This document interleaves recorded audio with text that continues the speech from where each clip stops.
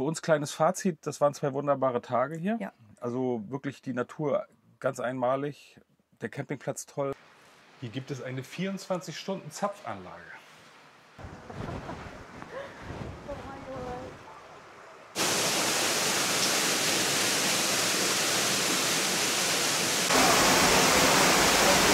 Es wird immer besser. Ei. Hey, du bist... Doch, lass mich einfach machen. Hallo liebe Campingfreunde, herzlich willkommen auf unserem Kanal Frischluftfans. Mein Name ist Sven. Hallo, ich bin Anja. Guten Morgen. Ja, wir begrüßen euch aus dem Paradies. Ja, aus dem Paradies. Also ist jetzt kein erfundenes Wortspiel, sondern wir sind tatsächlich im slowakischen Paradies. Stand schon ganz, ganz lange eigentlich auf unserer, vielleicht auch eher auf meiner Wunschliste. Ich war in Kindestagen, nicht hier, aber in der Gegend der heutigen Slowakei, damals war es ja Tschechoslowakei, und habe eigentlich gute Erinnerungen an die schöne Natur hier. Und deswegen war der Wunsch immer mal da. Und Sven wollte mir das immer mal zeigen. Dann heißt es nämlich immer, ich zeig dir mal was. Ja, genau. Komm, ich zeig dir was. Ja, wir sind gestern hier angereist. Gestern hat es geregnet auf der Herfahrt. Es war jetzt sowieso wettertechnisch so ein bisschen... Also wir waren ein bisschen am Zweifeln, fahren wir her oder nicht, weil wenn es sich hier reinhängt, dann hängt es sich wohl auch rein. Ja, ne? das war auch gestern bei der Herfahrt teilweise ja. sehr düster, und da macht es auch nicht so richtig Spaß, muss man ganz ehrlich sagen. Jetzt haben wir so ein Zeitfenster von 2 Tagen, wo es ganz gut sein soll, und von hier aus vom Platz kann man ganz gute Wanderungen machen ins slowakische Paradies. Hier gibt es im Grunde genommen so 3 Haupttouren, die große Attraktionen sind, und dann kann man auch ganz, ganz viele andere Sachen machen. Und wir hoffen mal, dass wir wenigstens 2 von den Wanderungen jetzt mal machen können. Heute ist Wetter traumhaft bis jetzt. Ja. Wir haben jetzt schön in der Sonne gefrühstückt. Auch immer wieder schön. Das ist, man muss sich fast zwingen, loszugehen, um jetzt nicht zu spät loszukommen, weil es ist kein Geheimtipp hier. Das muss man wirklich sagen. Das können wir, glaube ich, schon mal vorweg sagen. Das ist hier schon Massentourismus. Ja, ne? das also in den Sommermonaten wohl ganz doll begangen, sage ich mal, um nicht das Wort überlaufen mit in den Mund zu nehmen. Aber jetzt so, man sieht auch, wir sind jetzt die erste Woche, Ende September, das erste Wochenende im September. Das zweite, ne? Oder das zweite? Das ist schon 11. oder 12. Gott, heute. Ja. Ne? Naja, es ist gut besucht, sagen wir mal. Ja, es ist jetzt auch, wir haben heute Freitag, man hat jetzt schon gemerkt, heute Morgen sind schon wieder viele angereist. Also es wird bestimmt heute, wenn wir von der Wanderung zurückkommen, gut voll sein. Ja. Gestern haben wir auch gesehen, die kommen hier mit Reisebussen an und gehen hier wandern und so. Also das wird schon, also wenn ihr die sind da nicht einsam. Ne? Ja, also wenn ihr die Vor- und die Nachsaison nutzen könnt, wäre das, glaube ich, ein kleiner Tipp für euch, das dann zu der Zeit zu machen. Ja, heute gehen wir die Sucha Vela. Ich hoffe, ich spreche es richtig aus. Wir schreiben es auch unten rein. Das ist ein Wanderweg durch die Schlucht. Sucha Vela mit Namen. Und wir werden uns heute auf dem Holzweg befinden, sozusagen. Genau. Ja, den werden wir gehen. Das sind Holzleitern, Holzwege. Ja, mal gucken. So einige Bilder haben wir schon mal gesehen. Das sieht sehr vielversprechend aus. Und wir nehmen euch wie immer gerne mit. Ihr könnt gerne dabei sein. Und dann gucken wir mal, was uns so erwartet. Den Platz werden wir euch auch noch vorstellen. Wunderschön. Im Nachhinein muss ich schon sagen, vielleicht hätte man das jetzt gleich machen sollen, wo es noch einigermaßen leer ist. Aber wir wollen euch auch die Wahrheit zeigen. Wenn es jetzt heute voller wird, dann ist es eben so. Ja. Wie heißt der Autocamp?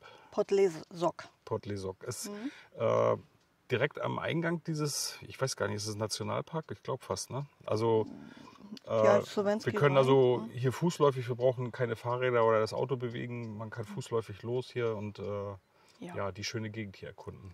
Kommt gerne mit, seid dabei. So, wie viel Meter? 200 Meter vom Ausgang vom Campingplatz sind wir jetzt hier in einer kleinen Mautstelle. Und in dem Preis des Campingplatzes ist der Eintritt für die Schlucht schon enthalten. Ihr kriegt 2 solche Karten und die muss man jetzt vorzeigen.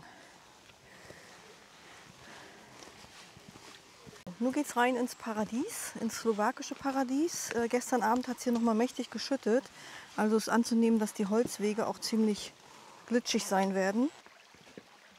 Also die größte Herausforderung so im ersten Teil jetzt hier ist wirklich das Glitschige, dass man hier nicht wegrutscht. Also gutes Schuhwerk auf jeden Fall angezeigt hier. Ein paar vor uns sind so mit Turnschuhen, weißen natürlich. Die sehen heute Abend nicht mehr so gut aus. Aber ist schon cool.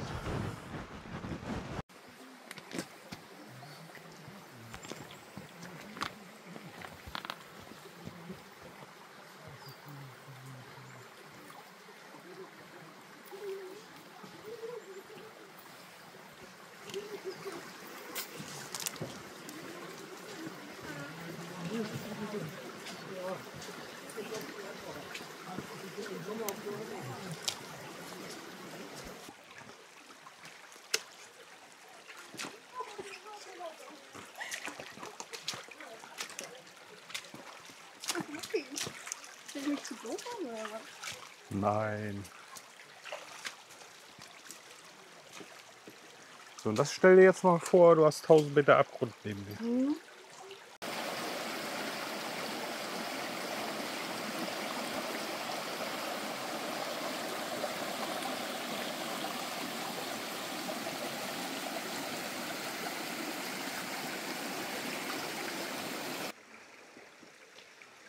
Immer wenn es etwas kniffliger wird, staut es sich natürlich.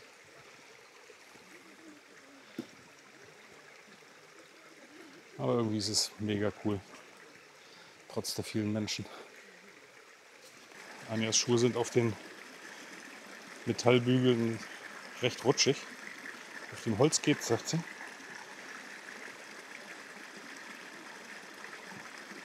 Ich hab mich verwachst. Ja. Ich übersetze mal, sie hat sich verwachst, hat sie gesagt.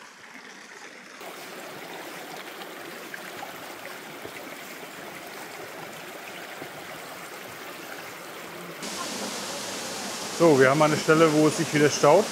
Und warum, das seht ihr hier. Also das ist wohl nicht so ganz ohne. Manche gucken sehr ehrfürchtig und wir ehrlich gesagt auch. Aber bisher war es sehr schön. Ja. Lebt wohl.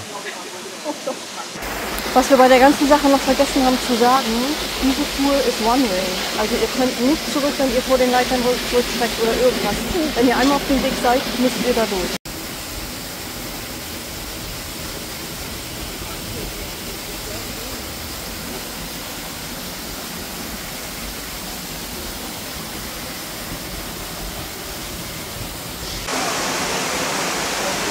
Es wird immer besser. Eieiei. Weißt du, was ich so gedacht habe? Ich bin froh, dass wir es jetzt machen. Und nicht mit 75. Ja.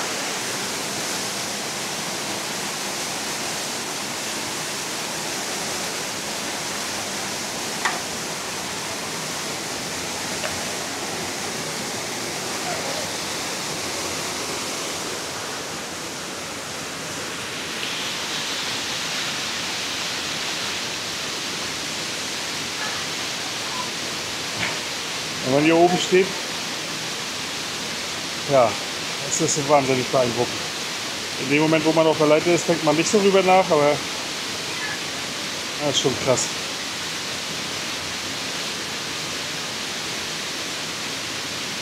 Hauptsache die Sonnenbrille sitzt.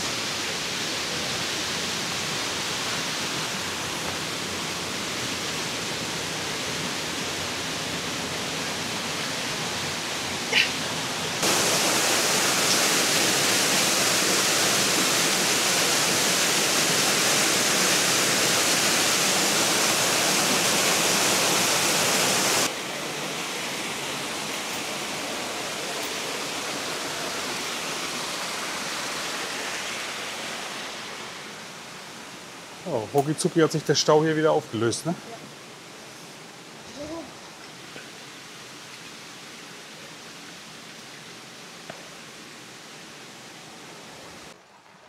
Ihr seht, wir haben wieder festen Boden unter den Füßen und an dieser Stelle sei noch mal gesagt, also Höhenangst geplagte, ich glaube für die ist die Tour nix. Nee, das glaub ich Die auch. beiden Leitern jetzt zum Schluss, die haben es, also es waren ja mehr, aber die beiden ganz großen Leitern haben es echt in sich. Wer keine Höhenangst hat, der kommt da gut rauf und es ist echt beeindruckend. Und überhaupt die ganze Schlucht bis hierher, dadurch, dass man sich so konzentrieren muss, ist der Kopf auch so frei.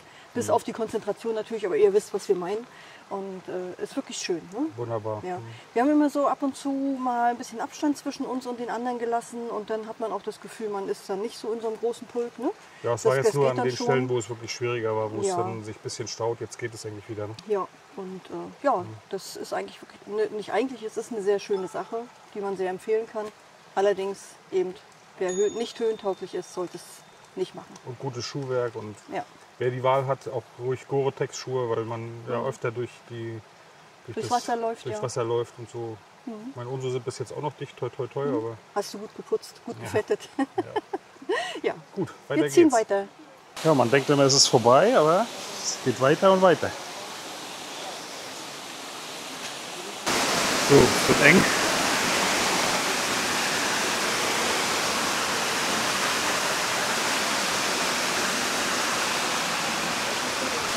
die nächste Leiter. Wir haben es geschafft. Wir sind am höchsten Punkt der Wanderung angekommen. Raus aus der Schlucht. Also der Rückweg gestaltet sich etwa so, dass ihr hauptsächlich durch das Bachbett geht nachher. Dann Rückweg? Naja, aus der Schlucht raus erstmal, bis hierher. Ach so. Ja, der Mann bringt mich immer durcheinander. Ja, ich bin noch nicht auf dem Rückweg. Wir sind ja jetzt oben. Ich meinte aus der Schlucht. Ihr versteht nicht, was ich meine. Jedenfalls, Versteht ihr das? Rückweg aus der Schlucht hinaus geht durch das Bachbett, geht dann so ein bisschen in so einen Wurzelweg über, das ist ein bisschen schlammig und sowas alles. Und später dann so ein Geröllweg, der ziemlich lang gezogen hinaufgeht. Also es wird auch mal anstrengend, anders anstrengend, aber die Beine haben ordentlich zu tun. Ich finde, diese ganze Tour ist Bauch, Beine, Po. Ich finde, die größte Herausforderung ist eigentlich das Glitschige. So, ne? Ja, auch. Das ist, man muss unheimlich aufpassen und sich konzentrieren. Ja. Aber tolle Natur. Sie hatte gestern in der Rezeption uns gesagt, das dauert 2 Stunden. Das haben wir nicht geschafft. Also wir sind jetzt Warte, genau 3 Stunden 24 unterwegs, fast bis an 3,5 diese Stunden. Stelle hier. Genau. Nun ist es aber auch so, dass wir auch ab und zu mal gewartet haben, dass mal ein paar Gruppen vorbeigehen, die uns zu schnell waren. Und manchmal kam man an anderen nicht vorbei, Manchmal- aber viel schneller, glaube ich, schafft man es nicht. Also Nee. die 2 Stunden sind schon sehr, Sportlich. muss man total fit sein und total alleine, dann Ja, schafft man das ja. vielleicht. Aber Also rechnet mit 3,5 Stunden, dann seid ihr auf der sicheren Seite. Wenn ihr schneller zurück seid, ist es gut. und hier oben, ich weiß nicht, ob man es im Hintergrund sehen kann, hier kann man Fahrräder ausleihen, dann kann man den Runterweg mit dem Fahrrad fahren. Man fährt wohl eine halbe Stunde mit dem Rad, Downhill. Und ja, steht dran. Ja, echt? Ja. Oh, auweia. Ich weiß nicht, ob das noch ein anderer Weg ist, jedenfalls zu Fuß steht dran eine 1,5 Stunden. Gut, wir rechnen mit 2. Das hat sie nämlich gestern auch gesagt. So, Ja, mal also gucken. wir werden zu Fuß gehen auf jeden Fall. Wir haben ja die letzten 2 Tage genug gesessen im Auto. Ja, denke mal, Wir melden uns später wieder. spätestens am Zapfhahn.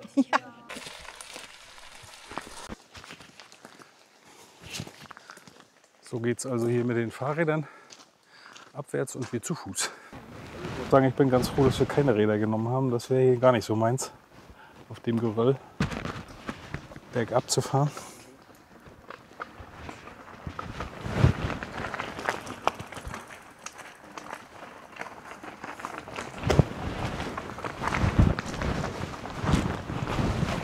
Tja, immer mal wieder geht es so kleine Abkürzungen, wo die Fahrradfahrer natürlich nicht lang fahren. So erklärt sich auch dieser Zeitunterschied, dass die Fahrradfahrer doch eine halbe Stunde brauchen. Also die fahren letztendlich ein Stück weiter, als wir zu Fuß gehen. Aber das ist eine ganz schöne Abwechslung hier, mal so ein bisschen durch den Wald. Von dem Schotterweg runter. Es läuft sich auch ein bisschen angenehmer. Wir sind zurück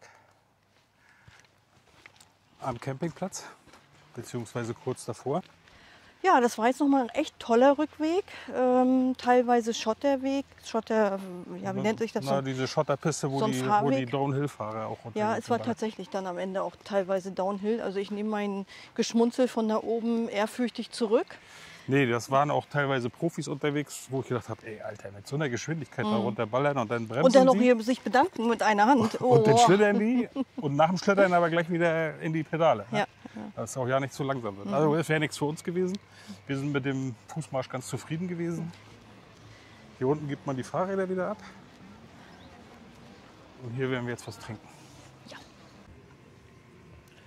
So, es gab ein Knoblauchsüppchen und ein Bierchen. Und wir haben gesagt, wir werden jetzt gleich mal den Weg zum Camper nutzen und euch den Platz vorstellen. Ja, leider hat es jetzt zwischendurch angefangen zu tröpfeln, also es hat sich ein bisschen zugezogen. Aber ich glaube, das ist auch eben so in der Gegend hier, dass es eben schnell auch mal das Wetter umschlägt. Ne? Also Und so habe ich es auch in Erinnerung aus der Kindheit. Also es war, ich sag mal, nachmittags noch 30 Grad und dann fing es auf einmal an zu regnen und so schnell wie es kam, war es dann auch oft wieder weg. Ja, wir nehmen wie es kommt und latschen jetzt einmal mit euch über den Platz. Wir stehen jetzt noch genau an der Stelle, wo wir eingekehrt sind und hier legen wir auch los.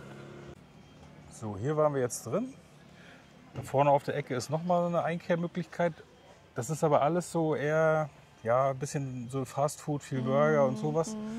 Und das vorne hat er gestern auch schon zu am Nachmittag, Ja, das als ist wir vielleicht kamen. wirklich für die Ist Wanderer, wahrscheinlich ne? für die Wanderer gesehen, ja. Und hier in der Mitte das Gebäude, das ist ein kleiner Markt. Da gibt es auch morgens frische Hörnchen. Ansonsten ist das Angebot aber auch überschaubar. Also Ein 3-Gänge-Menü kocht ihr mit dem, was ihr da zu kaufen kriegt, nicht. Also wenn ihr hierher kommt und ein paar Tage bleiben wollt und wollt kochen, dann deckt euch vorher ein. Hier linke Hand ist auch noch mal ein Lokal, da waren wir gestern Abend. Hat recht gut geschmeckt. Hier rechts hinter dem Wohnwagen ist die Rezeption. Gestern bei der Anmeldung war eine Dame da, die sprach sehr, sehr gut Deutsch. Die hat uns viel erklären können. So, 20 Meter hinter der Schranke, hier seht ihr ein paar Mietobjekte. Und dann gibt es hier noch diese Finnhütten, die man mieten kann. Wir wissen natürlich nicht, wie es drin aussieht, aber so von außen her sieht das alles sehr, sehr schön und sehr gepflegt aus. Und hier das erste große Areal zum Campen. Man kann es, glaube ich, schon erahnen, das ist alles ein bisschen schief hier. Also Auffahrkeile sind hier schon vonnöten. Oben im oberen Teil, wo wir auch stehen, gibt es ein paar gerade Plätze. Aber wenn es voll wird, so wie es sicherlich in der Hochsaison ist, dann ja, werden die Plätze sicherlich rar. Mit dieser kleinen Bimmelbahn, die hier steht, könnt ihr auch zu einer Wanderung starten. Hier gibt es, ich glaube, insgesamt 2 solcher Grillhütten. Hier ist es schon abgeflattert. Hier hat sich heute jemand was reserviert. Großer Kessel steht schon da. Und im hinteren Bereich gibt es noch mal so ein Ding. Also Faszinierend. schon sehr cool. Finde ich richtig geil, ja. Hier oben sehen wir eins von 2 Waschhäusern. Ich weiß nicht, in das andere werden wir noch mal kurz reinfilmen. Die sind hier auf sehr, sehr einfachem Niveau. So, und jetzt kommen wir in den hinteren Teil des Campingplatzes. Hier an dem Wohnwagen kann man das ganz gut sehen, wie schief das Gelände ist. Ein Wohnwagen kann das natürlich ganz gut ausgleichen. Hier kommen wir zu einem der Highlights hier auf dem Campingplatz. Hier gibt es eine 24-Stunden-Zapfanlage.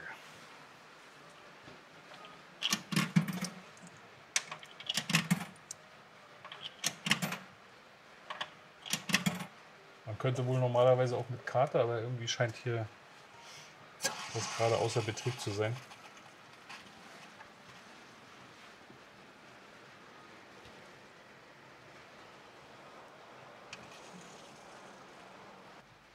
Das Gute ist, man kann warten. Also es verfällt nicht, es geht nicht nach Zeit. Es geht nach Menge. Es geht nach Blume.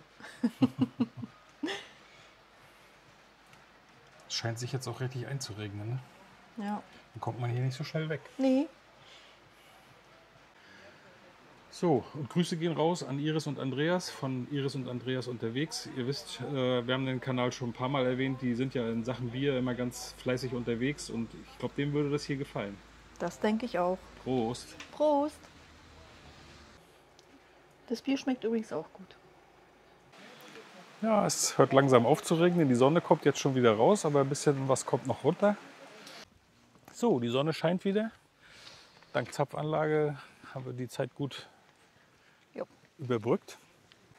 Hier am Seiteneingang von dem Gebäude, wo die Zapfanlage ist, sind auch noch mal Waschmaschinen. Hier sind Kühlschränke, Herdplatten, Mikrowelle, Abwäsche.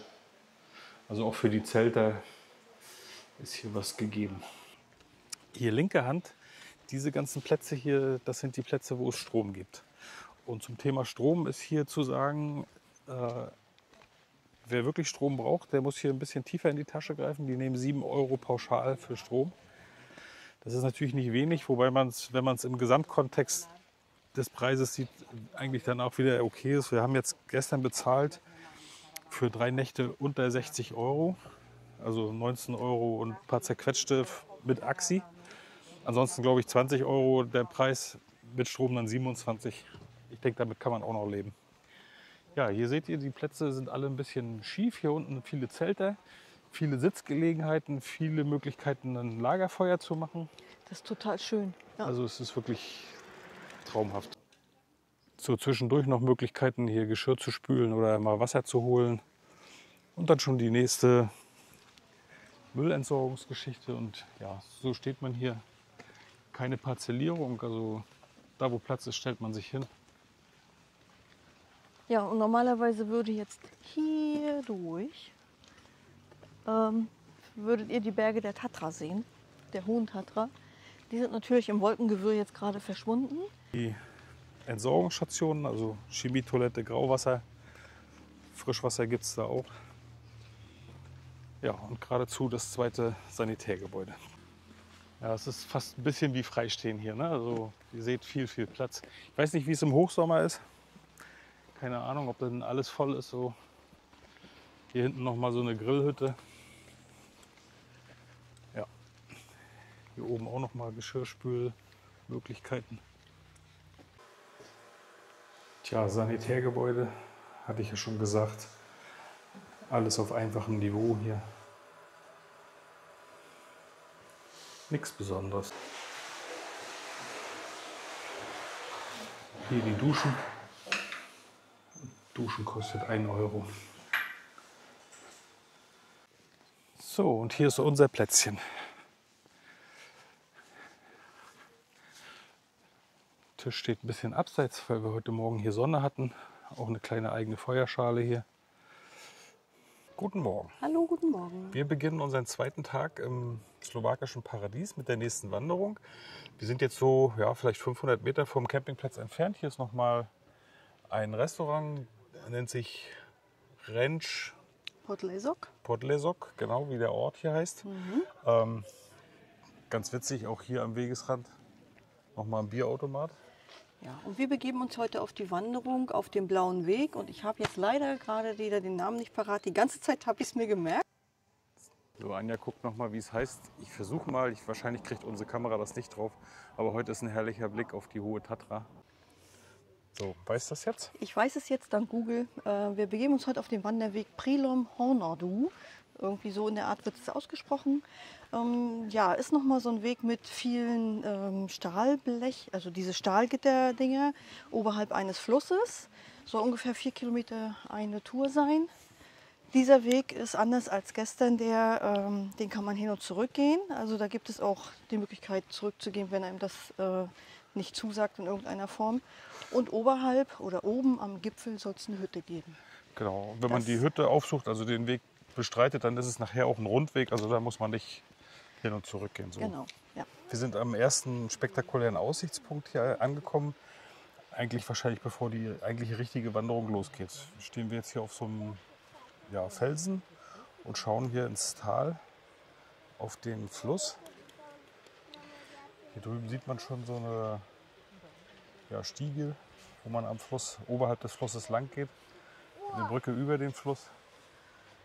Ja, auch heute wieder gilt immer den Blick nach unten, das ist glitschig und das ist so eigentlich die größte Herausforderung hier, nicht auf der Nase zu liegen.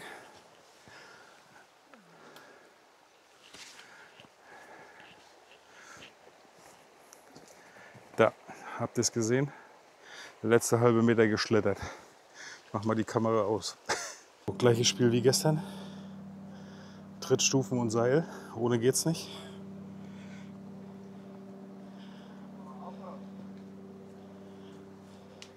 Die Stufen sind aber besser, weil die 3 Streben haben.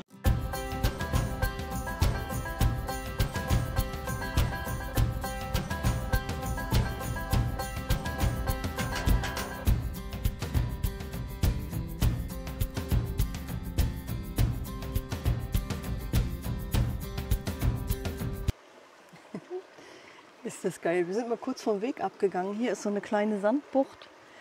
Und ja. Ja, bisher ging es immer so am Fluss lang, immer so oberhalb des Flusses. Ich glaube, große Höhenmeter haben wir noch nicht geschafft. Wir stiegen mal hoch, mal runter. Aber jetzt, wie gesagt, sind wir auf Flusshöhe wieder. Der heißt übrigens Hornat. Ja, und ein bisschen felsig ist es. Es ist eine schöne Kulisse hier. Und dort hinten beginnt der Weg so oberhalb des Flusses, direkt am Felsen. Ja. Ja, 100 Meter noch, dann sind wir da. Ist das nicht traumhaft? Lass uns hier bleiben.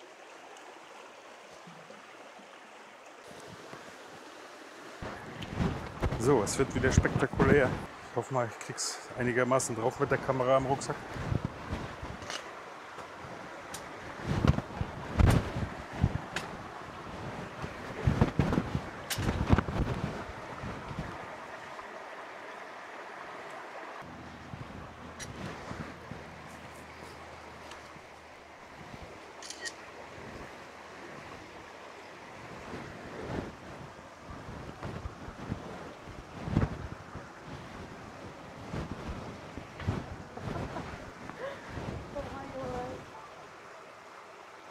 So, kleine Fotopause muss immer mal sein. Was? Ah ja.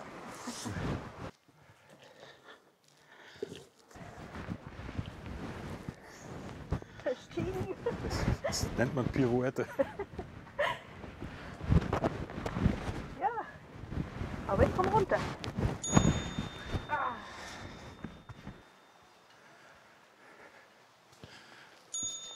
So, wir queren einmal den Fluss.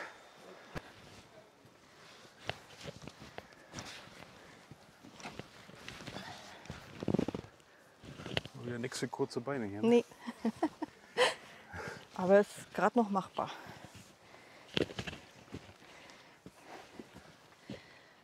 Oh. Mit Hangeln. Oh je. Ich muss mich auch hangeln jetzt. Du musst ein Klettergeschirr haben. Ja, hast du an? Hast du etwa an? Ja. Oh je. Darf mich ja jetzt auch nicht blamieren. Ne? Ich könnte auch da runter. Aber Du hast ja die Macht. Ich würde nicht runtergehen. Bleib oben.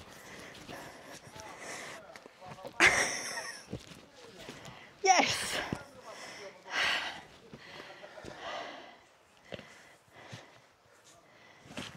Aua.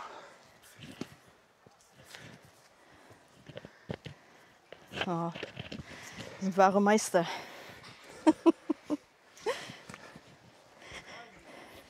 Ein richtiger Kletterer lacht sich tot über uns. Oh.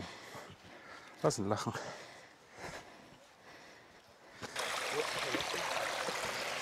Jetzt geht's wieder bergauf, wie gestern im Bachbett.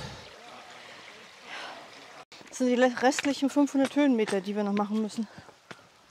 Ha, ha, ha.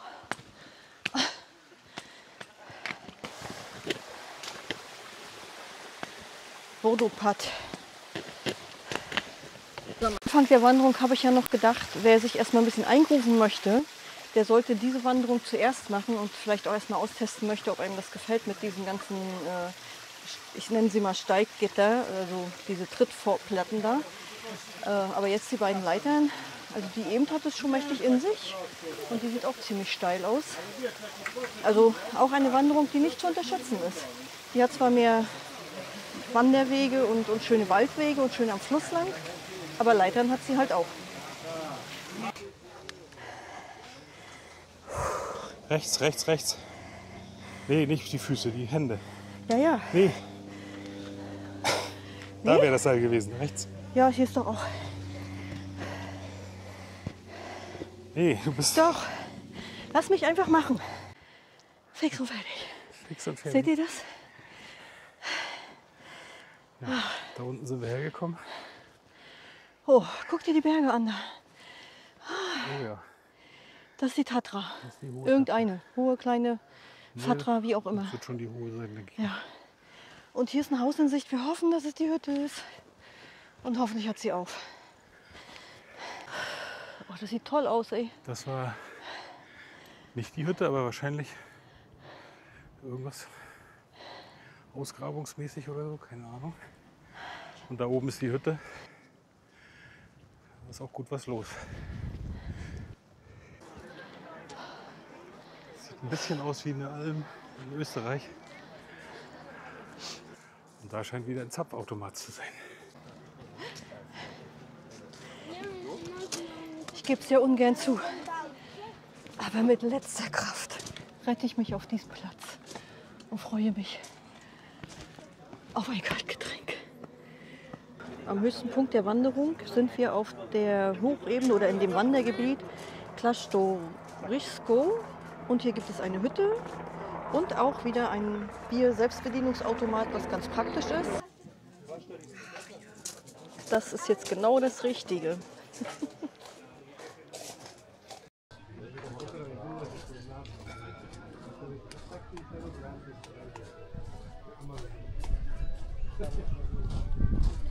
Sie ist die Beste. Sie bringt Nahrung. Oha. So, mich kannst du nicht schicken, das weißt du. Was ist das? Das ist gefrittierter Käse.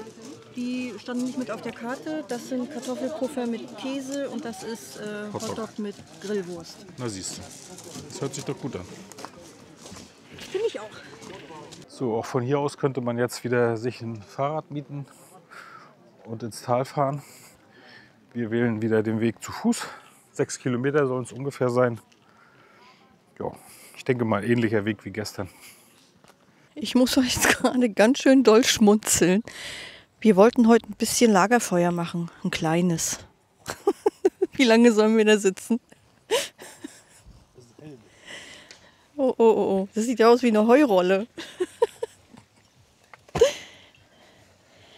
Ja, hat Sven frisch gehackt, wie ihr seht.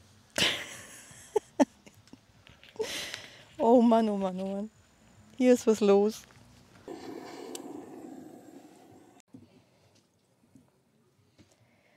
So, wir werden uns den Abend schön machen und haben ein kleines Feuerchen uns ausgedacht.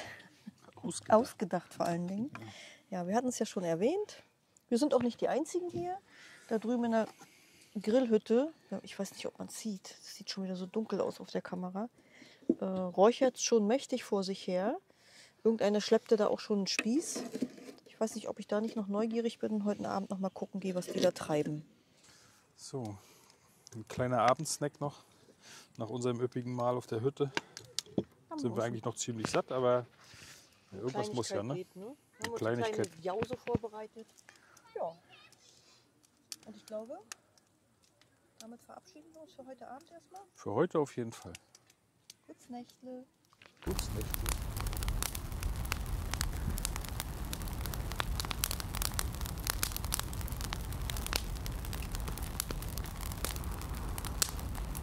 Guten Morgen.